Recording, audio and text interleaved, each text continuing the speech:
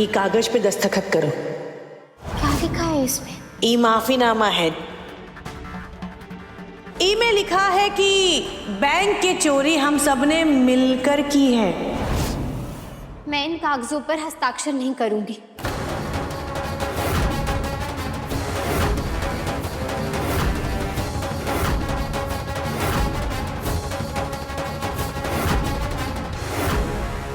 तुम ऐसे मना कैसे कर सकती हो?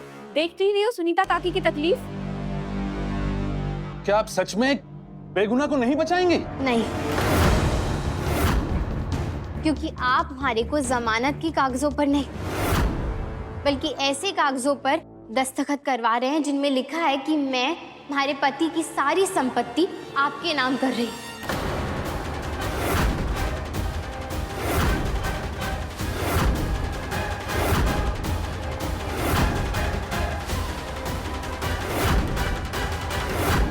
क्या? नहीं, अच्छा हुआ जो मैंने खुद के बारे में सोचा, वरना मैं भी फंस जाती। मतलब ये लोग हमारे साथ धोखा कर रहे थे? पकड़ो इन्हें। नहीं बाबा, रुक जाइए सब।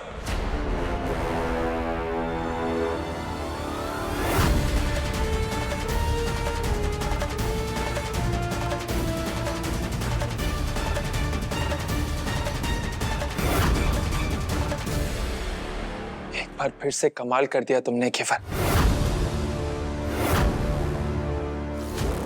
यही था आज का तीसरा पड़ाव।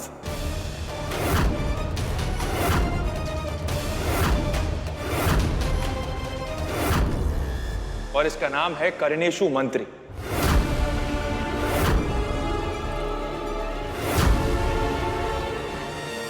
हम सब जानते हैं कि बींदनियां बींद के बिना अपने घर को संभाल लेती हैं, लेकिन जब भी बाहरी या कागजी काम आ जाता है तो वो घबरा जाती हैं या गलत फैसला ले लेती हैं, या फिर बिना सोचे समझे बस हाँ में हाँ मिला लेती हैं। ये पड़ाव हमने इसलिए रखा ताकि हम जान पाए कि बींदनी का पढ़ा लिखा होना कितना जरूरी है,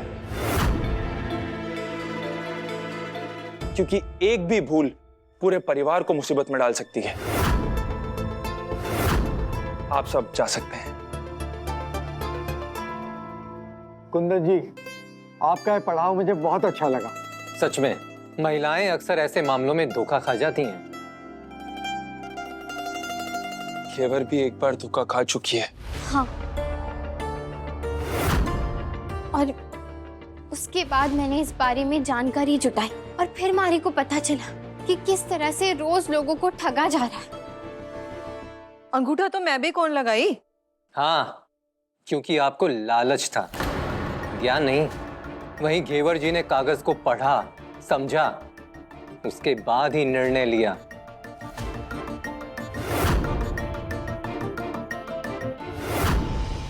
हुआ सा, हम आपको बस यही बताना चाहते थे कि पढ़ाई सिर्फ ज्ञान नहीं देती, बल्कि हर एक चुनौती को लड़ने के लिए ताकत भी देती है। इसलिए एक बींदनी का पढ़ा लिखा होना बहुत जरूरी है।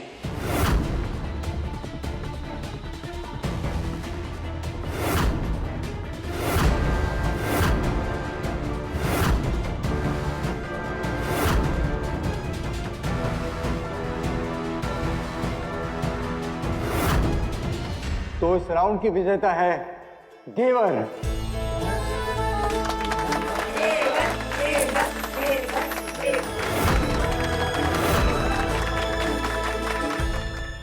जिस रफ्तार से ये आगे बढ़ रही है, रोकना होगा इसे, वरना घूंघटवाड़ी खुलने में समय नहीं लगेगा।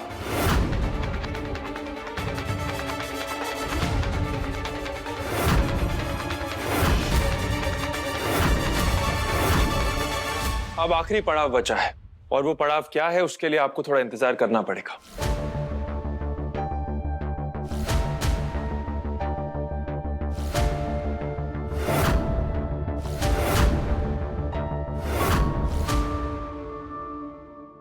विद्या, क्या हुआ दीदी? सुमित्रा ने भले ही अपना गुनाह स्वीकार कर लिया हो, पर हमारे को अब भी रानी पर शक हो रहा है। तुम्हें पता है, वहां कमरे में वो बहुत घबराई हुई थी और हमारे को कुछ बताने भी वाली थी, पर इससे पहले कि वो कुछ बोले, सुमित्रा की आवाज कान में पड़ गई। दीदी, आप परेशान मत होइए और थोड़ा समय दीजिए। मैं रानी के राज का पता करने की कोशिश करती हूँ।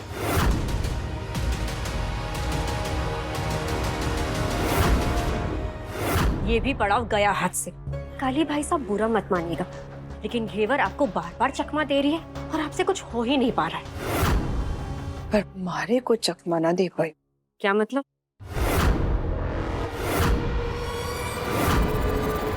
मारा मतलब है, मैं सुबह की बात कर रही थी, मारे से सच ना उगलवा पाई वो। भाभी साहब, कोशिश हम सब कर रहे हैं, लेकिन ये घेवर जरूरत से ज्यादा चालाक है, इसलिए अब उसकी सबसे मजबूत कड़ी पर वार करना होगा। कहीं आपका इशारा कुंदन भाई साहब की तरफ तो नहीं है? पर उनको घेवर से अलग कैसे करेंगे? हमारी मदद से।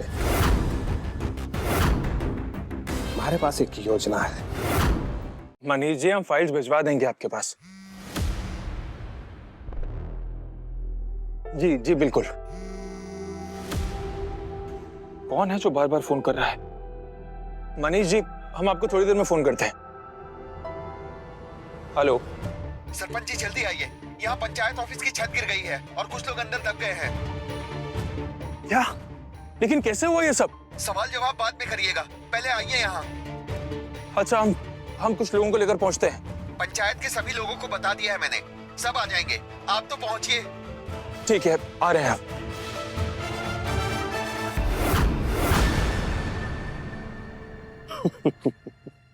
बेवकूफ सरपंच, छत तो ना गिरी, पर थारा सर पे आसमान जरूर गिरेगा आज। भी ऐसा जो बर्बाद कर देगा तने।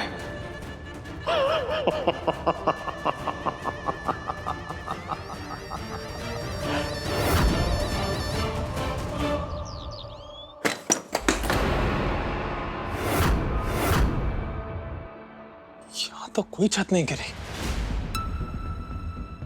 कोई है? कोई है भी नहीं यहाँ। वो फोन किसने किया? कोई है? कौन हो तुम? बंद क्यों किया दरवाजा? दरवाजा खोलो! दरवाजा खोलो! कौन हो तुम?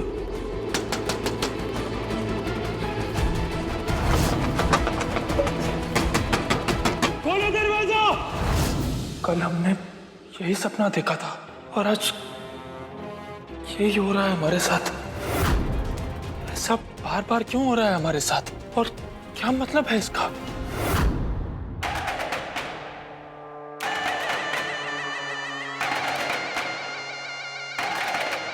काली भाई साहब, काम हो गया। मैंने हमारा हिस्सा को काम कर दिया है भाभी साहब। अब आगे का काम आप दोनों को करना है।